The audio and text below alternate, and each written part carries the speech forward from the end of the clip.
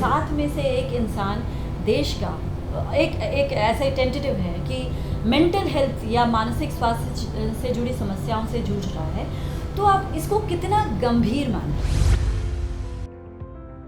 ये ज़रूरी नहीं है कि सारी बहुत सीरियस समस्याएं होंगी, लेकिन उनमें से कुछ जो है वो काफ़ी ज़्यादा गंभीर समस्याएं हो सकती है। सपोज मैं अपनी बात कर रही हूँ, मुझे पता कैसे चलेगा कि मुझे कुछ समस्या है, मानसिक कोई प्रॉब्लम है? क्योंकि कई बार तो इंसान को पता तक नहीं चलता कि उसके साथ प्रॉब्लम क्या हो रही है।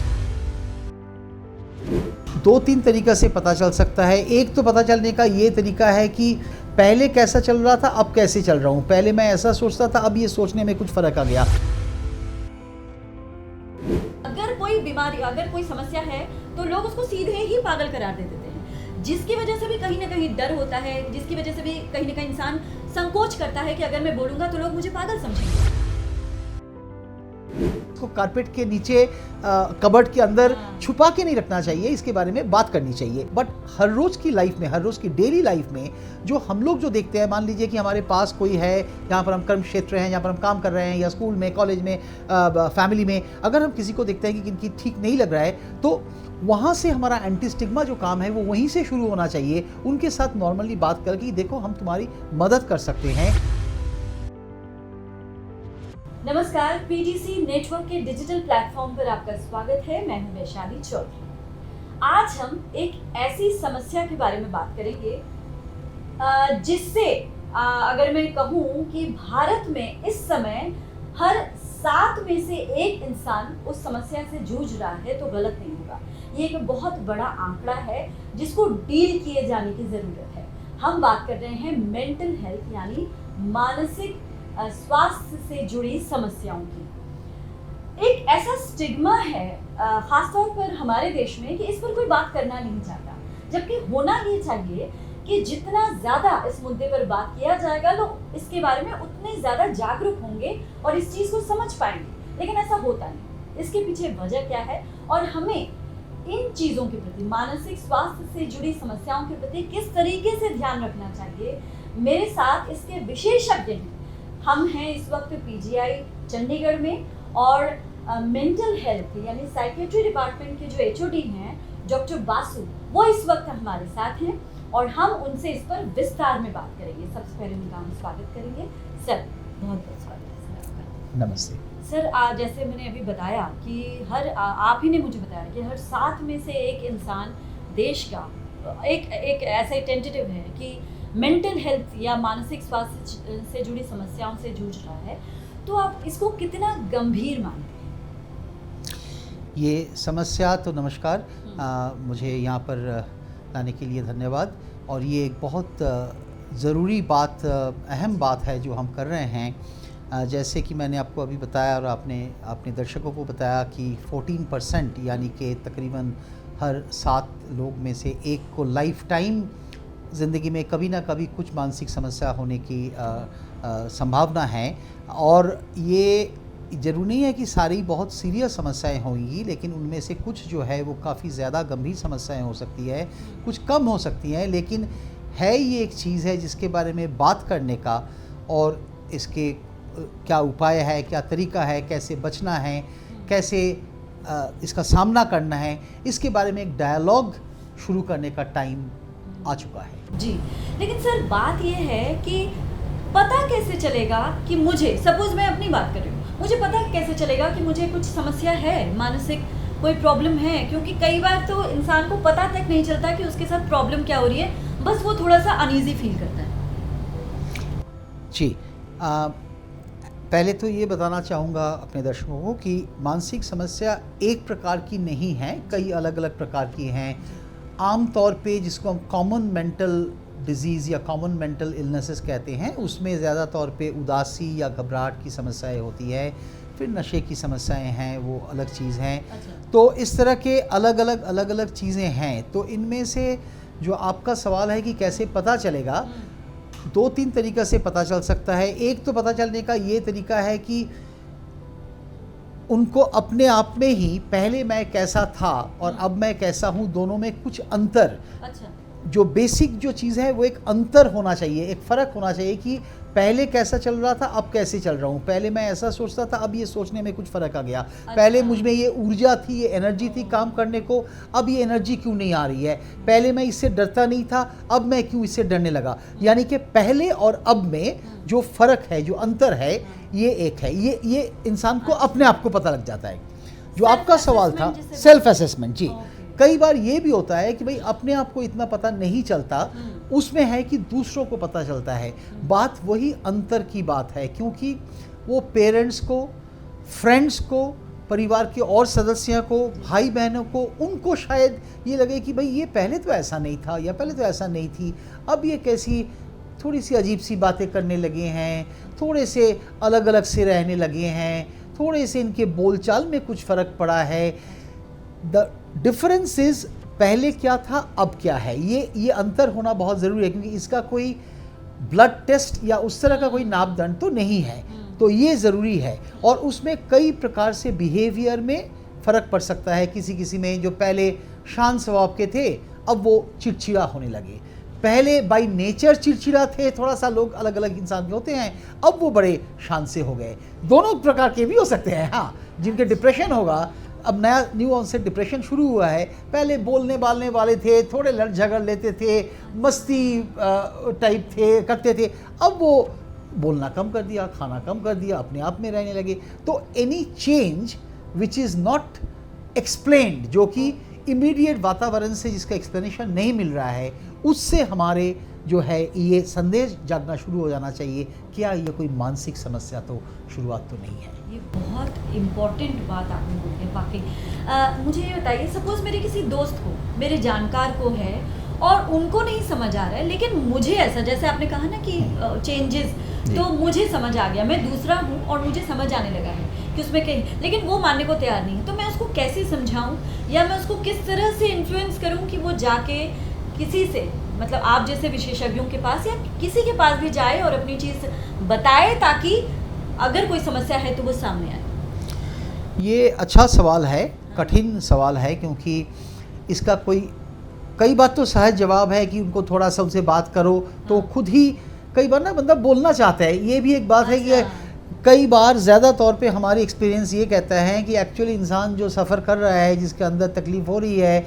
वो बोल नहीं पाता है। उसको लगता है यार मैं किसी को बोलूँ तो वो क्या सोचेगा, पागल सोचेगा, क्या होगा। ये पागल वाली जो बात का धब्बा जो है, स्टिग्मा जो है, हम उसके बारे में बात करेंगे। लेकिन उसके कारण उसके अंदर प्रेशर बना हुआ है, लेकिन वो एक आउटलेट ढूंढ रहा है। तो अगर तो सिर्फ उनसे एज अ फ्रेंड ही अगर पूछोगे या as a well concern person अगर पूछेंगे, तो वो खुल जाएगा, वो बोलना शुरू कर देगा, फिर तो आसान हो जाएगा काम। एक बार वो शुरू हो गया, आप पहला शुरुआत तो आप ही से हो गया, मतलब आप उनके पहला जो सपोर्ट दे दिए वही काफ़ी होता है कई बार, या उसके बाद फिर कई काउंसलर के पास जाए, कुछ करे, मतलब शुरुआत होगी। दिक्कत तब आती है जब वो करना नहीं चाहते हैं, वो हेल्प लेना नहीं चाहते हैं, या उनको खुद को नहीं पता होता है कि भाई ये कोई मानसिक समस्या है या नहीं है।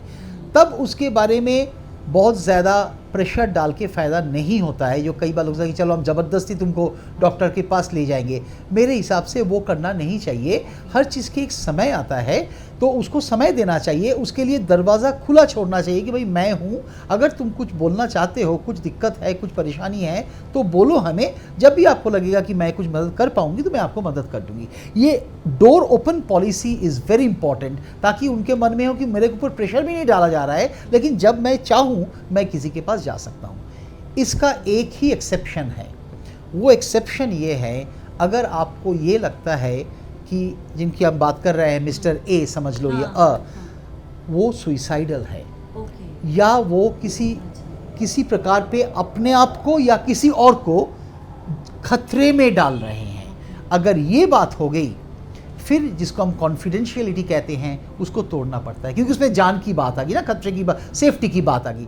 फिर तो आपको उनके पास, डॉक्टर के पास बताना पड़ेगा या जाना पड़ेगा। अदर देन दैट इनको समय देना चाहिए, बात करना चाहिए। अक्सर लोग अपने आप ही खुल जाते हैं, बात करना शुरू कर देते हैं, और उससे हेल्प सीकिंग का प्रक्रिया जो है, प्रोसेस जो है, वो चालू हो जाता है। ठीक है सर, अब इसी से जुड़ा एक, आपने स्टिग्मा की बात बोली, जो एक सोच है, ख़ास तौर पर एशियाई देशों की या बात करूँ, अपने देश की बात कर रही हूँ, कि जैसे आपने कहा कि या हमने भी महसूस किया है कि लोग बात करना नहीं चाहते या पागल, मतलब अगर कोई बीमारी, अगर कोई समस्या है तो लोग उसको सीधे ही पागल करार दे देते हैं, जिसकी वजह से भी कहीं ना कहीं डर होता है, जिसकी वजह से भी कहीं ना कहीं इंसान संकोच करता है कि अगर मैं बोलूँगा तो लोग मुझे पागल समझेंगे, जबकि दूर दूर तक इसका संबंध नहीं होता। लेकिन इस चीज़ से, इस सोसाइटी के इस सोच से हम कैसे लड़ सकते हैं और उनको हम किस तरह से समझा सकते हैं कि भाई ये भी दूसरी बीमारियों की तरह एक बीमारी है और इसको ठीक किया जा सकता है। ये बहुत बड़ा और अहम मुद्दा है। हाँ। और इसके बारे में सबसे पहला काम तो यही है कि जो आप कर रहे हैं, यानी कि जो हम कर रहे हैं, यानी कि इसके बारे में बात करना शुरू करना चाहिए। जो लोग लेट अस टॉक ये कहते हैं ना, लेट अस टॉक। सो सबसे पहली बात तो ये है कि इसको कारपेट के नीचे, कबर्ड के अंदर छुपा के नहीं रखना चाहिए, इसके बारे में बात करनी चाहिए। बात करते करते धीरे धीरे ये नॉर्मलाइज होता है। नंबर 2 जो है, कई बार लोग कहते हैं कि चलो हम स्पेशल प्रोग्राम करें। प्रोग्राम तो ठीक है, लेकिन सिर्फ प्रोग्राम करके फ़ायदा नहीं होता है, उसका भी अपनी जगह पे जोर है। बट हर रोज़ की लाइफ में, हर रोज़ की डेली लाइफ में जो हम लोग जो देखते हैं, मान लीजिए कि हमारे पास कोई है जहाँ पर हम कर्म क्षेत्र हैं, जहाँ पर हम काम कर रहे हैं, या स्कूल में, कॉलेज में, फैमिली में, अगर हम किसी को देखते हैं कि इनकी ठीक नहीं लग रहा है, तो वहाँ से हमारा एंटी स्टिग्मा जो काम है वो वहीं से शुरू होना चाहिए। उनके साथ नॉर्मली बात करके देखो हम तुम्हारी मदद कर सकते हैं। ये नहीं कि तुम कुछ पागल, ये जो वर्ड पागल जो है, ये इस वर्ड को बिल्कुल अवॉइड करना चाहिए। मानसिक समस्या हो सकती हैं, बट हर मानसिक समस्या का मतलब पागलपन की बीमारी नहीं है। पागलपन की जो बीमारी है वो सीरियस मेंटल इलनेस कहते हैं, स्किज़ोफ्रेनिया, बाइपोलर, कुछ बीमारियां होती हैं जो कि सीरियस मेंटल इलनेस, जिसमें जो इंसान जो बीमार जो है तो वो भी बीमारी है, लेकिन वो बीमार फिर आम हकीकत से, वास्तव से दूर हो जाती है, अलग हो जाते हैं। आवाज़ें आना शुरू हो जाती हैं, कुछ भ्रांत धारणाएँ पैदा हो जाती हैं, कुछ और होता है, वो अलग चीज़ है। लेकिन 90% जो ज़्यादा तौर पे जो बीमारी हैं उसमें इस तरह के स्टिग्मा का कोई रोल नहीं है। और इसलिए हम सबसे पहले तो हमको खुद को ये, आपने सवाल पूछा ना कि कहाँ से शुरुआत, हमसे होगी। हमसे मतलब आपसे, मुझसे, जो अभी कैमरा में बैठे हैं उनसे, यहाँ से शुरुआत होगी। हर घर से शुरुआत होनी चाहिए normalization, and then it has to go on. ये एक प्रोसेस है, ये एक दिन में, एक साल में या एक दशक में नहीं होगा, ये प्रोसेस चलते रहना चाहिए। पहले से स्टिग्मा अब कम हो चुका है, जो 50 साल पहले थे, लेकिन है अभी भी काफ़ी है, अभी भी गंभीर समस्या है। और इसके बारे में हमें ये डायलॉग, लेट्स टॉक, ये जो है ये चालू रखना चाहिए, बातचीत। अच्छा, अब हम सपोज करते हैं कि मेरे साथ या मेरे अगल बगल कोई ऐसा पेशेंट है जो बीमार है, और मैं या तो उसकी दोस्त हूँ या उसके परिवार की सदस्य हूँ, तो मेरे लिए क्या जिम्मेदारी बनती है कि मैं उसके साथ कैसा बर्ताव करूँ कि वो मेरे साथ कंफर्टेबल फील करे और मुझे वो खुल के सब कुछ बताए, ताकि मैं उसकी मदद कर सकूँ। कई बार लोग डर भी जाते हैं कि नहीं बाबा, पता नहीं कैसा लेगा, है ना? ऐसा बिल्कुल बिल्कुल। हाँ, इसका जवाब एक लाइन में तो नहीं दिया जाएगा, लेकिन क्योंकि वो डिपेंड करता है कि किस तरह की हम मानसिक समस्या की बात कर रहे हैं। लेकिन जैसे मैंने कहा कि किसी किसी चीज़ में जो कि भयंकर टाइप जो मानसिक जो बीमारियां होती है, जो गंभीर समस्याएं हैं, उनके लिए थोड़े अलग प्रकार के डीलिंग की ज़रूरत है। लेकिन मैं उस पर भी आऊँगा एक सेकंड में। लेकिन उससे पहले जो आम तौर पे जो बीमारी, इसको CMD कहते हैं, common mental disorders, CMD, common mental, जिसमें ज़्यादा तौर पे उदासी की बीमारी, घबराहट की समस्याएं और नशे की समस्याएं, या कोई फोबिया, कोई डर की समस्या, इस तरह की जो चीज़ें हैं, नींद की समस्याएं, थकावट की समस्या, इस तरह की चीज़ें हैं, इसके बारे में तो आराम से खुल के बात कर सकते हैं। जो इम्पॉर्टेंट बात है, जो अगर एक संदेशा मैं देना चाहूँगा अपने दर्शकों को, ये है कि ये याद रखिएगा कि हाँ, उनकी समस्या तो है, लेकिन इसका मतलब ये नहीं है कि वो कोई और ही इंसान बन गए, कोई इंसान से कोई जानवर बन गए। वो इंसान ही है, वो बाकी जीता जागता आपके जैसे, मेरे जैसे, हमारे जैसे ही है। वो उनमें कुछ एक चीज़ों में समस्याएं हैं। एक गाड़ी में अगर कोई एक जगह पे, कोई एक मशीन में, एक वाइपर में, या एक जगह पे अगर कोई समस्या हो, इसका मतलब ये नहीं है कि तुरंत हमें पूरी गाड़ी को ही फेंक देना चाहिए, बर्बाद कर देना चाहिए, ठीक है ना? ज़्यादा तौर पे हम अगर उनके साथ अदरवाइज नॉर्मल बात कर सकते हैं, ये ज़रूरी, नॉर्मलाइजेशन प्रोसेस ज़रूरी है। नहीं तो क्या होता है, मैं और तुम, ये मैं कुछ हूँ, तुम कुछ और हो, ये अलगपन का अगर एहसास हम उनको दिलाने लगे बार बार, वो दैट डज नॉट हेल्प। उससे उनको लगता है कि यार मैं तो सच, उससे एक प्रोसेस शुरू होता है जिसको सेल्फ स्टिग्मा कहते हैं। स्टिग्मा मोटे मोटे तौर पे 3 प्रकार के होते हैं। तो उसमें एक जो होता है उसको कहते हैं सेल्फ स्टिग्मा, जो इंसान अपने आप को ही स्टिग्माटाइज करता है, अपने आप को ही छोटा समझता है, अपने आप को ही नाकाबिल समझता है, ठीक है ना। इस चीज़ को कम से कम हमें बंद करना चाहिए। उसको ये बोलना चाहिए भाई तुम तो अदरवाइज़ ठीक हो, कुछ परेशानी में लग रहा हो कि भाई कुछ परेशान से लग रहा हो, कुछ दिक्कत है क्या भाई, मैं कुछ हेल्प कर सकता हूँ, बताओ मुझे, बताओ कि अगर कुछ हेल्प हो सकता है। अगर नहीं बताना चाहोगे वो भी ठीक है, लेकिन मैं हूँ तुम्हारे साथ कभी भी। हाँ, कंफर्टेबल करना चाहिए, नॉर्मली बात करना चाहिए उनको। कई बार ना हम लोग भी ऐसे उनको देख के डर से जाते हैं, हमारे अंदर एक डर पड़ जाता है, ये हमें काट तो नहीं देगा, हाँ ये हमें गालियाँ तो नहीं दे देगा। अक्सर ये एक बहुत बड़ी एक गलतफहमी है। मानसिक रोगी जो होते हैं, it's a total wrong notion कि वो बहुत ज़्यादा वायलेंट होते हैं, हर बात पे किसी के पीछे मार देते हैं। आम इंसान ज़्यादा वायलेंस करते हैं मानसिक रोगी के साथ। मैंने कितने बार देखा, पहले ज़माने में बेचारा पागल कोट एंड कोट जो है ना, serious mental illness schizophrenic patient सड़क पे बैठा हुआ है, खड़े हैं, हाँ कपड़े कुपड़े नहीं है, गंदा कपड़ा पहन, और बच्चे लोग जो है वो पत्थर मार रहे हैं उसको। हम लोग ज़्यादा वायलेंस उनके तरफ से करते हैं, वो नहीं करते हैं, वो बहुत कम करते हैं। तो इसलिए ये डर से हमें मुक्त हो जाना चाहिए। They are in need of help, उनको हमें हमारी समाज की मदद की ज़रूरत है, ना तो अलग करने की। जी जी। अच्छा सर, कैसी परिस्थितियाँ होती हैं, मुझे पता है ये बड़ा, मैं एक अजीब सा सवाल पूछ रही हूँ, लेकिन एक लेमैन के लिए भी ये जिज्ञासा या क्वेरी होती है कि कैसी परिस्थितियाँ होती हैं कि इंसान एकदम से नॉर्मल, उससे थोड़ा सा अलग फील करने लगता है, या इस तरह की एंग्जाइटी और इस तरह का आने लगता है। किस ऐसा कुछ होता है क्या, स्पेशलाइज मतलब स्पेसिफिक कुछ होता है, या किसी भी परिस्थिति में कभी भी कुछ भी हो सकता है? आई एम नॉट श्योर कि मैं आपका सवाल एग्जैक्टली सही समझा। एक्चुअली मैं फिर से बताना हाँ, चाहती हूँ एक बार फिर कि बताइए। एक नॉर्मल इंसान अचानक से कैसे एकदम से मेंटल हेल्थ इश्यूज पे आ जाता है। क्या उसके आसपास कुछ ऐसी प्रॉब्लम्स होती हैं, या वो जेनेटिक होती हैं, या फिर बहुत दिनों से कुछ चल रहा है और वो एकदम से ब्लास्ट करता है, होता क्या है एक्चुअली? अच्छा, इसमें अगर मैं सही समझा आपका सवाल, तो इसमें मैं देख रहा हूँ कि इसमें एक्चुअली ना 2 हिस्से हैं आपके अच्छा। सवालों का। एक सवाल का, आपका सवाल का एक हिस्सा है कि उसका एक्सपीरियंशियल सवाल, हाँ। यानी कि वो जो महसूस करने वाली जो बात है कि भाई वो कैसे, मैं ऐसे ऐसे चल रहा था तो आज ऐसा ऐसा क्यों हो रहा है, ठीक है ना।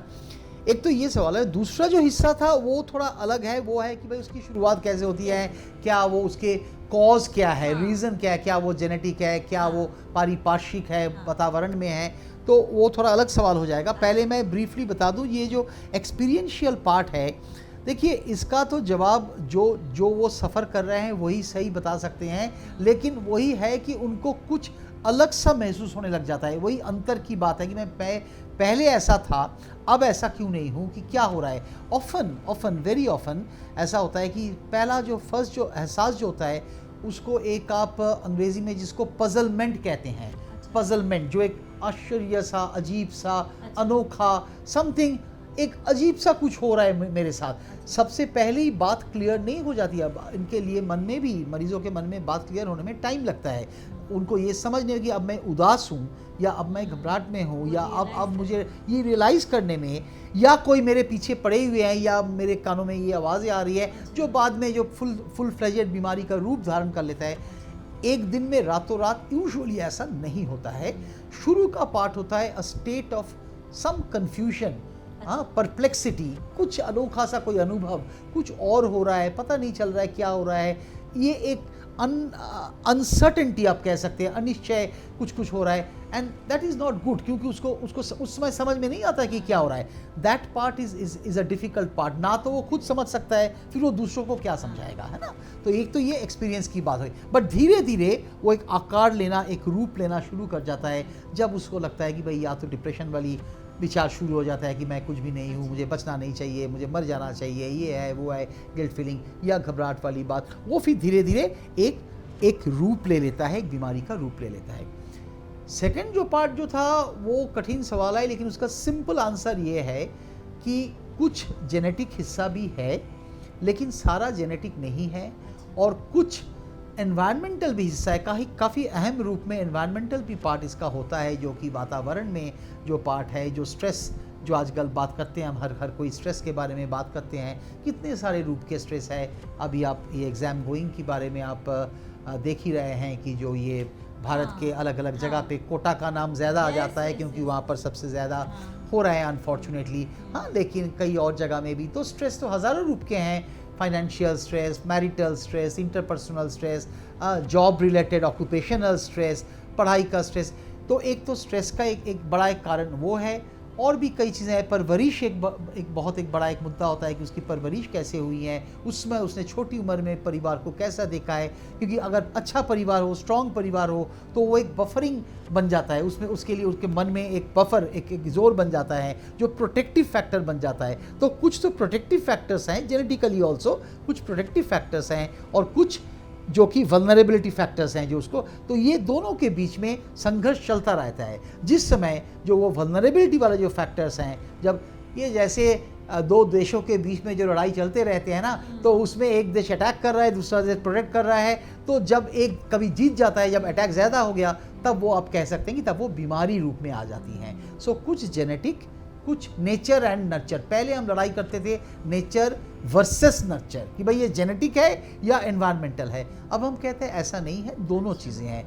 जेनेटिक हिस्सा भी है, लेकिन ये नहीं कि जेनेटिक का मतलब कि जो मानसिक बीमारी के बच्चा जो है वो मानसिक बीमार ही होगा, बिल्कुल ऐसा नहीं है। ये भी संदेशा देना दर्शकों को बहुत ज़्यादा ज़रूरी है। लोग डरते हैं कि फिर हम शादी कैसे करेंगे, जो बच्चा होगा वो भी फिर कोट एंड कोट पागल बनेगा, क्या होगा। ऐसा बिल्कुल कुछ नहीं है।